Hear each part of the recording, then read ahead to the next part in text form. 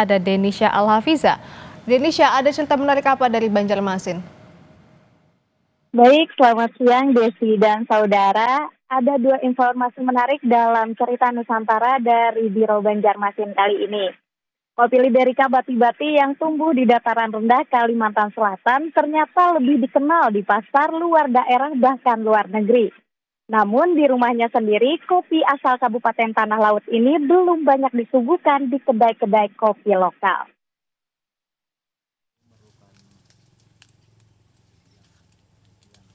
Di Kecamatan Bati-Bati, Kabupaten Tanah Laut, kopi Liberika tumbuh di lahan datar bersama pohon nangka dan pepaya. Kopi ini dikenal dengan nama Liberty, akronim dari Liberika Bati-Bati. Kombinasi tanaman tumpang sari membuatnya beraroma khas dengan cita rasa kacang dan air manis yang lembut. Meski punya ciri khas, kopi ini belum jadi primadona di kedai-kedai kopi lokal. Dwi Putra Kurniawan, pemilik kedai biji kopi ini, sudah mencoba mengangkat pamor kopi Liberika Bati-Bati. Hingga memamerkan Liberty ke Festival Kopi Helsinki, Finlandia, undangan khusus dari Duta Besar Finlandia yang sebelumnya pernah menikmati kopi asal Kabupaten Tanah Laut ini. Kopi ini nyatanya lebih disukai di pasar Eropa. Dwi mengaku menyesal karena saat itu hanya membawa 5 kg kopi Liberika Bati-Bati yang habis terjual dalam sehari. Sejak itu pesanan datang dari Jakarta dan Surabaya. Dalam 3 bulan, Dwi harus memenuhi permintaan hingga 2,5 ton, jumlah yang jauh melampaui permintaan lokal yang hanya mencapai 100 kg per bulan.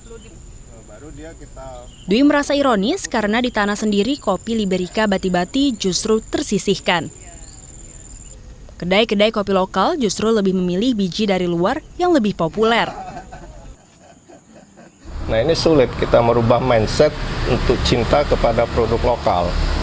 Nah, tapi kami tidak menganggap itu sebuah ancaman karena Tuhan Maha Adil. Buktinya orang luar negeri benua biru yang jauh malah meminati. Saya yakin Tanah Laut akan menjadi salah satu ikon seperti Tanah Gayo di Aceh, Tanah Toraja di Sulawesi. Nah, kita punya Tanah Laut di Kalsel. Martono, seorang petani kopi di desa Ujung Tanah Laut, juga mengeluhkan sepinya penjualan biji kopi lokal. Dalam seminggu, Martono bisa memanen 20 kg Liberika Bati-Bati. Namun hampir 50% hasil panen bahkan dibagikan ke tetangga dalam bentuk gabah kering karena kurangnya peminat. Martono berharap pemerintah dapat gencar mempromosikan kopi lokal untuk membantu ekonomi petani. Termasuk memfasilitasi alat kupas biji kopi untuk bisa langsung dijual ke pasaran, hingga pembekalan pelatihan. Ya, pada pemerintah ya kalau ada bimbingan apa itu supaya kita dibimbing dikasih apa gitu supaya lebih maju gitu gitu aja. Karena lebih menjanjikan sebenarnya kopi ini Bang. Iya, dan sekali tanam dan panen terus sama itu. Tanpa intervensi serius pemerintah daerah, kopi Liberika Bati-Bati akan terus berjaya di luar, namun gagal naik kelas di rumahnya sendiri.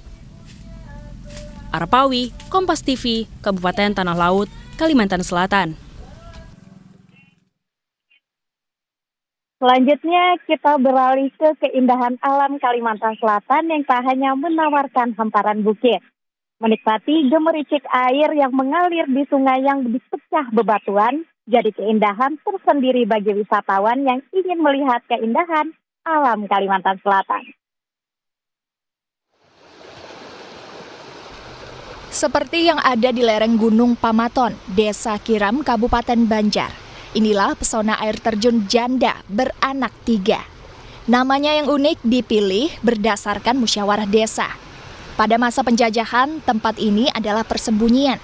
Satu di antaranya terdapat keluarga yang merupakan janda beranak 3. Nama yang unik ini dipilih juga untuk memancing penasaran wisatawan. Meski aliran air terjun tidak terlalu tinggi, namun aliran air jernih. Hamparan bebatuan dengan arus yang tidak terlalu deras menjadikan tempat ini layak dipilih sebagai destinasi wisata ketika berkunjung ke Kalimantan Selatan.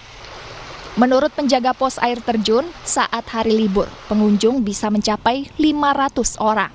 Sementara saat hari biasa, hanya sekitar 100 orang. Rame, apalagi kalau hari libur. Berapa biasanya sampai pengunjungnya, Mas?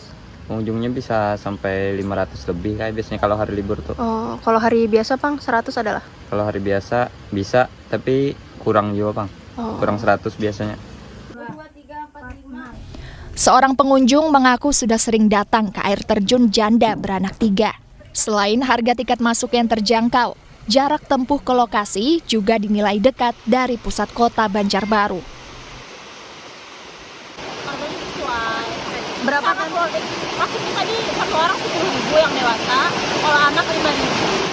Jadi kita yang suka santai, suka alam ya, suka alam. Untuk sampai ke lokasi air terjun, pengunjung perlu berjalan kaki dari tempat parkir sejauh 200 meter.